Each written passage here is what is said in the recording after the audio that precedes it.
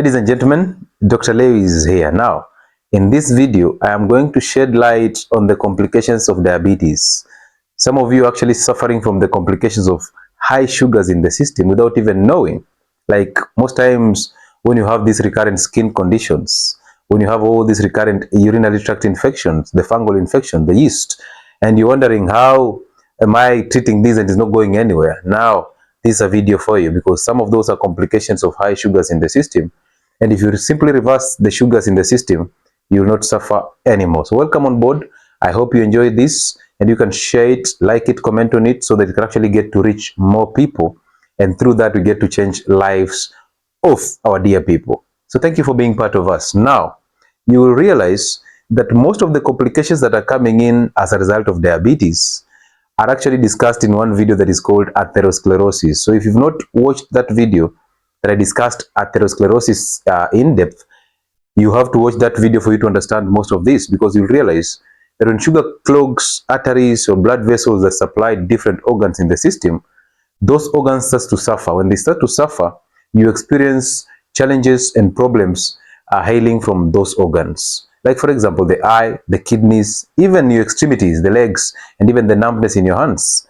All these are sugar problems. They simply block the blood flow and the nervous transmission towards these organs, and you start to suffer. So I want you to understand that we have classified the complications of diabetes into two broad categories, possibly three, but the two are the broad categories. We have the chronic complications, and when you hear the word chronic, it means you have stayed with this condition for the longest period of time, and progressively the complications started coming in slowly but gradually. And then we have the acute complications. On the acute side, this basically means those short term, the ones that come and disappear. And you will see on the acute side, most of these complications that come as a result of the acute side, the major one has to be hypoglycemia. Why hypoglycemia? Because on this side, you already been diagnosed with diabetes and you're on medication for diabetes. And if you're on complications of combinations of drugs from the group of drugs that is called the sulfonylureas, these are the glimepirides, the glibeniclamide, most of you know it as no-gluc, the insulin therapy also, they will take you into hypoglycemia. So one of their side effects, actually the major side effects, is hypoglycemia, because they pump so much sugars from the blood into the cells, and therefore your blood sugars fall down. When they fall, you go into hypoglycemia, that confusion, that sweating, that irritation, all that, and the cravings for sugar are coming as a side effects of the medication for diabetes. On the other hand, we have hyperglycemia. Of course, that is self-explanatory, high blood sugars. But these high blood sugars, as they continue staying into your system and you don't manage them carefully, you will end up having an occurrence of two conditions as a complication of the sugars. One is what we call the DKA. We have also discussed diabetic ketoacidosis in details, so you can find that video and watch it out. But I want to insist on this HHS, the hyposmolar hyperglycemic state. These are complications that actually happens in people who are type 2 diabetes. And the most important part here, or the difference between it and DKA, is it doesn't show ketones in urine. So there's no much of ketoacidosis in this one. That's why it's very challenging. But it's a life-threatening conditions. Actually, these two are life-threatening. Therefore, they have to be addressed under strict supervision and observation. So HHS is where you have this thick blood, because I told you sugar attaches to red blood cells and makes the viscosity of blood very thick. That is HHS already. So thick blood, and there's a lot of thirst because of dehydration and all that. And this can actually be a serious complication. It has to be managed in hospital setups as a complication of diabetes. Okay, so that is the acute side. On the other side, that is the chronic. This is where we experience a lot of these issues, because also in chronic, we classify them into two: the larger blood vessels and the smaller blood vessels.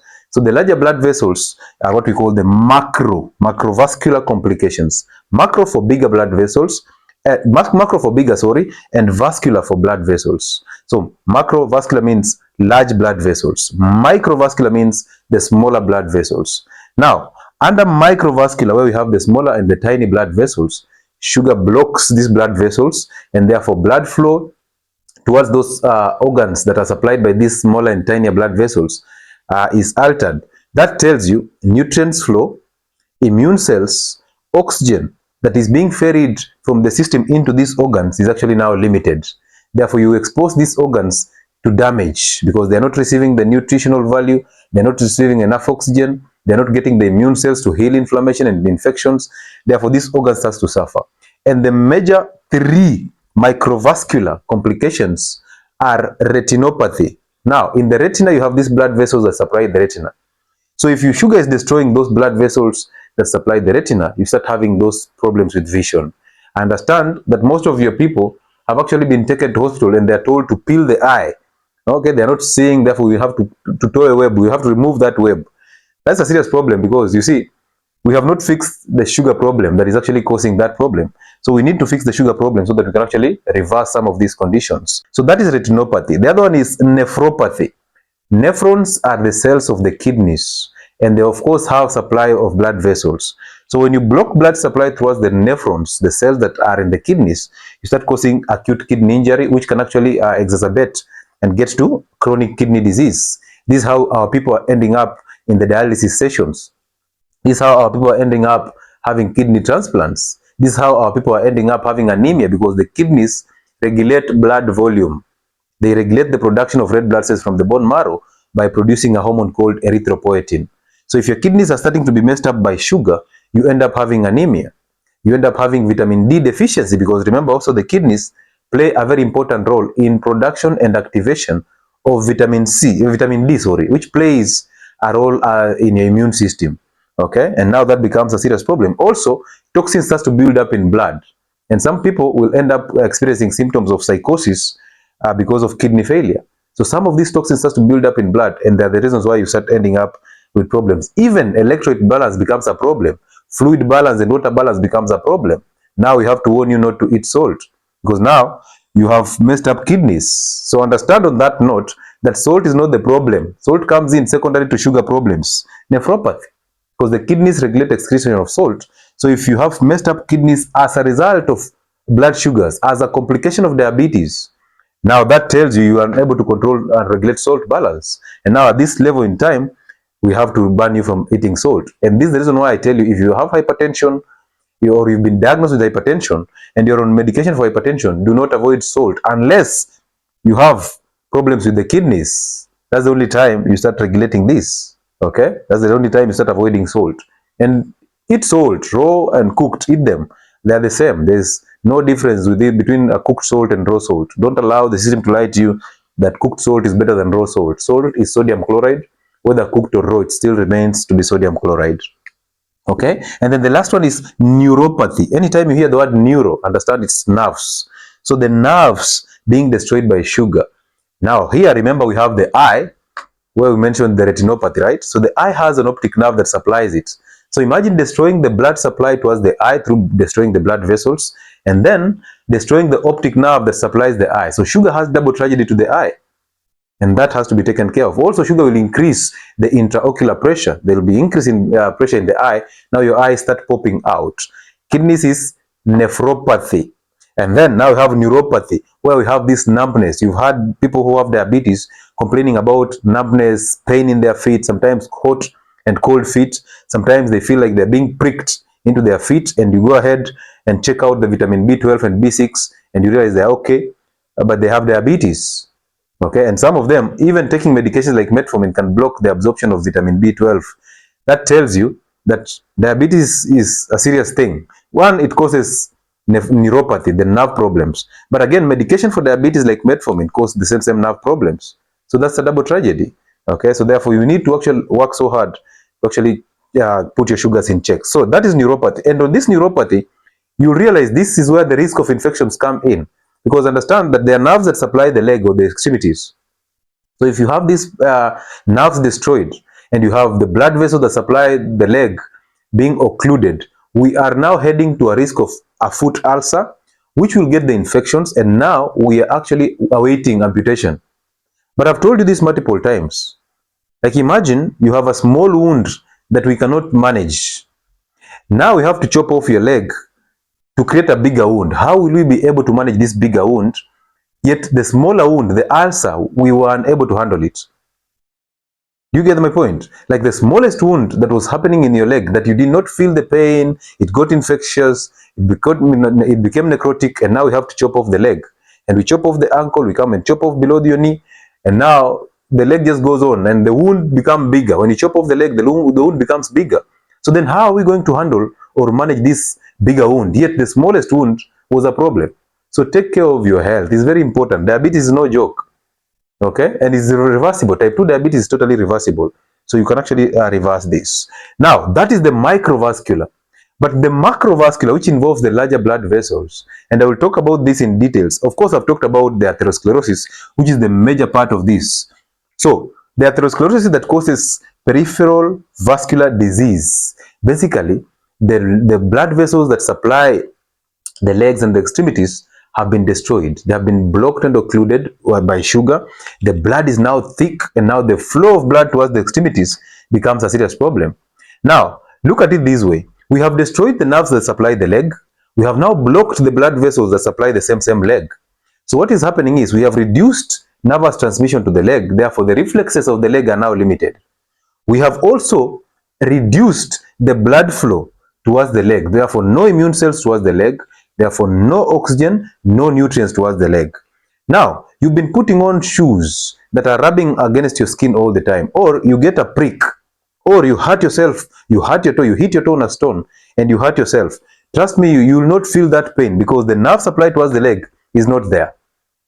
And then the healing process will take you so much time. Why? Because we don't have enough immune cells being ferried to start the healing process. We don't have enough nutrients to actually nourish the environment so that it starts to heal. And then worst of it, we now have high sugars in the system. We have high sugars in blood, and sugar is a substrate for bacterial growth. So now we have limited nervous transmission, therefore we don't feel the pain as such, so we can't even realize we have a wound. And number two, we don't have the ability to heal that wound faster because there's no blood flow, there's no immune cells, and there's no nutritional benefit to that leg. And now that smaller wound that happened in your leg, that smaller wound gets infectious because there's a lot of infections, a lot of bacteria and microorganisms around your legs and in the air. So they get into this wound, and when they get into this wound, they start eating up the wound and it starts opening up. As it opens up, by the time you're going to hospital to be treated for a diabetic foot ulcer, it's already so big because you did not feel the pain because you don't have nerve supply. Okay, and we will talk about diabetic foot, and I will classify them into different types of diabetic foot so you can actually understand the bigger picture. Okay, the neuropathic, the ischemic, and all that. You will get to see the bigger picture, but that's a video for another day. So now this wound starts to become bigger, and then our diabetologist decides, you know what? It's now necrotic. It's big enough. We cannot handle it. We cannot treat it. We cannot regulate blood sugars. So what do? Let's chop off the leg. And now you chop off the leg and you create a larger wound than the ulcer now. Now you have this larger wound that we cannot even manage more. And now the infection keeps on going up and up and up. The necrosis keeps on going up. And that is a serious problem. Therefore, you can actually prevent yourself from getting to an extent that we have to chop off your legs. You can prevent yourself from getting to a level that we have now to actually replace your eye or peel off your eye. You have the ability to actually prevent yourself from getting to complications of diabetes that are actually kidney failure, which will take you into dialysis, more money, which will take you into kidney transplant, more expenses, and more complications also. Because again, we'll have to put you on steroids to actually allow the body not to overreact to the new organ. Okay, so now you have to be on steroids for a long period of time. And you know, of course, complications of steroids. That becomes the bone density becomes very weak. Okay, and now we have this moon face. And then we have all these complications, including diabetes again, because steroids help make the liver to actually they enhance the liver in production of glucose. So now we get into more diabetes by just taking drugs to actually suppress the complications of diabetes. Doesn't make sense at all. So these things you can actually prevent yourself from getting them. So now that is the peripheral vascular disease. Number two is the strokes and heart attacks. So when you're talking about cholesterol becoming a problem in these two, I've already explained that cholesterol comes in to actually help you fix the sugar problems. Heart attacks and strokes are strictly sugar problems, diabetes complications, and you can see they are macrovascular diabetic complications. So when you end up blaming the cholesterol, it becomes a serious problem. I don't understand it, but now I understand because cholesterol comes in to make a thin layer over the wound, and that can actually worsen the problem. But you see, cholesterol comes in secondary to a sugar problem. Therefore, if we work on the sugar problem, we will not have to get here. We will not have to blame cholesterol for what sugar is causing the system. Okay, and now you see when you now the amputation is coming in. We have to chop off your leg. More expenses, more hospital stays, more medication. Now insulin therapy is coming in handy. Okay, and these are the things that you can actually prevent. So those are the macro and the microvascular complications of diabetes, and you already know, you already see the bigger picture here. But apart from this, there are other complications of diabetes that I'd like you to know. Of course, in pregnant women, we have a lot of problems. The preeclampsia that comes in with pregnant women, high blood pressure in pregnancy, that can actually cause you problems, can actually cause an emergency. Okay, and then of course when you're giving birth, possibly preterm, or if you end up giving birth, there'll be high birth weights, the child will be bigger. That can actually lead you to a CS birth or delivery, and that's another expense, another complication, and all that. So these can actually be avoided when you just drop your blood sugars low. But most importantly, dental problems. There are people who are constantly visiting their dentist and they're getting off their teeth. They have this gum disease. They have very bad smelling and foul smelling mouth, the halitosis. You know, all these are coming in because of your consumption of sugar and also diabetes. Because sugar is very dangerous to your teeth. It hurts your teeth from inside, the root, and then it hurts from outside, the cavities. So this is a very serious problem. Also, it destroys the nerves that supply the tooth. And now that becomes a problem. We have to do away with the teeth now. Okay, then of course skin conditions that are totally recurrent, the skin infections, the yeast infections or the fungal infections in your skin, the bacterial infections of the skin, all these are coming in because of the sugar. So if at all you've been visiting a dermatologist every single time and you're not getting solutions, it's time for you to actually check your blood sugars, because that's an indicator that, hey, you know what, one, your immune system is going down, and number two, you're actually feeding diseases, because sugar is a substrate that feeds diseases, of course. And then, of course, the diabetic foot, we've talked about it, because of reduced blood flow and reduced nervous transmission towards the leg. But also infections. Now, women who constantly get recurrent urinary tract infections, even the men, diabetes is actually there. And you know very well that diabetes feeds infections. So when you're constantly having recurrent yeast infections, fungal infections on the skin and bacterial infections, you're constantly in hospitals taking antibiotics, but nothing is happening. It's time for you to actually check your blood sugars. Simply go and do a HbA1c and see the real picture. Okay, because the random blood sugars can actually show you a false results. For example, you will see a very obese person walking into the lab and tests for blood sugars, and the blood sugars are very normal, and then he comes out saying, oh, you know what, mimi sinanga shida na sukari, I don't have a problem with blood sugars. But the real case is the sugars in blood are not a super indicator for diabetes. Diabetes is actually what is in the system, not in the blood only, in the system. What is in the blood is just a symptom of diabetes. So when you're growing big, of course, you're accumulating sugar in your system in form of fat. And that is what we need to be concerned about. We don't need to be concerned about what is in the blood mostly, because that will come in later. So you're actually a bomb, just a ticking bomb, awaiting to just burst. So the reality is you have a lot of sugars in the system, and that sugar has to be taken off. But the sad story is that drugs for diabetes do not get the sugars out of the fat cells. If any case, they enhance the pushing of sugars from the system, from the blood into the cells. And then that begs a question, are these drugs really coming in handy in terms of changing your state of diabetes, or are they just masking symptoms as they let the disease establish itself? And then of course, when you die, we will tell you, you know what, you died from diabetes. He died from diabetes. But yet we were giving you medication for diabetes. So what were we doing? You simply take medication for diabetes, but you still experience the complications of diabetes. So then what were we treating? And you realize most people who are suffering from the complication of diabetes are on high medication for diabetes, high doses of metformin, high doses of glibenclamide, aka Nogluc, high dose of insulin, but they still have the diabetic foot. They still have kidney problems. They still have loss of vision. They still end up, when they get pregnant, they still end up having complications in pregnancy. They still have recurrent yeast infections and skin infections. They still end up having a heart attack and a stroke, but they're on high medication, high dose of medication for diabetes. So therefore, understand that dietary conditions like diabetes, they can only be handled through dietary changes and lifestyle modifications. But understand this, if at all you've been diagnosed with diabetes, this video is not intended to tell you to drop your medication and start eating just food, just dropping everything. No, this video is intended to show you the bigger picture about the complication of diabetes. So if you already have diabetes and you're on medication, the only ideal thing to do is to actually consult with your medical practitioner or your healthcare provider, so that they can guide you into tapering down those medications after you have actually attained a stable glycemic control through dietary modifications and lifestyles. Because that's how it starts. You must start from somewhere, improve on your diets, improve on your fasting schedules.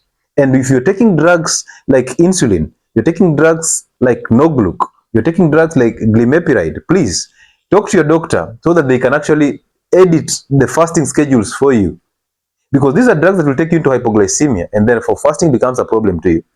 But I understand, of course, the system will make you believe that the fasting is the one that actually caused you hypoglycemia. The truth is, the medications plus the fasting caused you hypoglycemia. So if you're on those drugs, unless people who are on metformin, because metformin does not take you into hypoglycemia, it is called a euglycemic agent. But if you're on other drugs, the sulfonylureas, please talk to your doctor. The insulin, talk to your doctor so that you can actually know how to start tapering this insulin down before you combine that with fasting, because you'll get in trouble.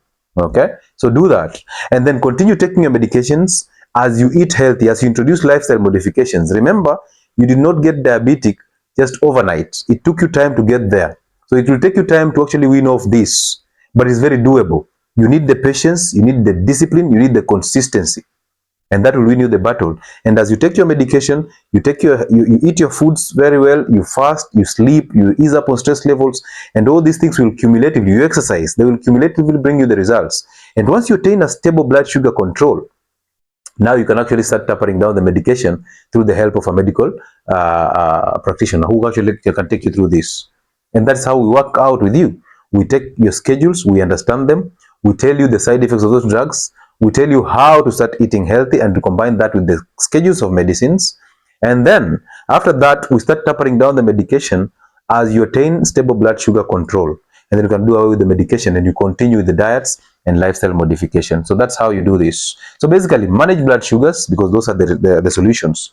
Make sure that your blood sugars are in check. Whether you're taking medications, or whether you're going for fasting and eating healthy before you take the medications, or before you initiate medications, make sure that your blood sugars are always stable. Make sure your HbA1c is coming down. Make sure your random blood sugars are actually stable. And then, and even fasting blood sugars, make sure they are stable. And then, do not focus so much on the blood sugars and ignore the sugars in the fat cells. So you have to lose that weight. You have to actually do away with that extra fat. And then after that, basically lifestyle modification, coming in with medication, you combine the two to actually attain the goals, and then you taper down the medication and you do away with them. And do every day or every time, do the checkups. However, on these checkups, if you're doing the sugar test every single day, just the same way if you're measuring your blood pressure every single day, the anxiety will actually block you from seeing the bigger picture. Like there are people who keep on taking blood pressure tests every single evening and morning, and their blood pressure will never go down. Why? Because of the anxiety that comes with you taking blood sugar tests and blood pressure tests every single day. So it's only fair that you can do 3 blood sugar tests in a week at around noon and in the evening.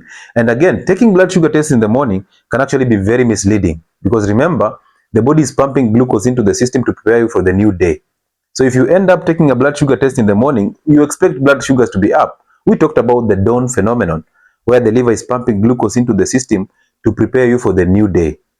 Therefore, it's only fair that when the blood sugar starts to fall, now you can take a blood sugar test around 11:30 to midday, because that's the time your blood sugars are falling and the real picture will come in there. And also in the evening before you eat your evening meal. So you can do that 3 times a week, and then you can actually consult a professional on this so that you can actually get better. And I thought you should understand this so that you know the real picture of how diabetes can actually destroy your system.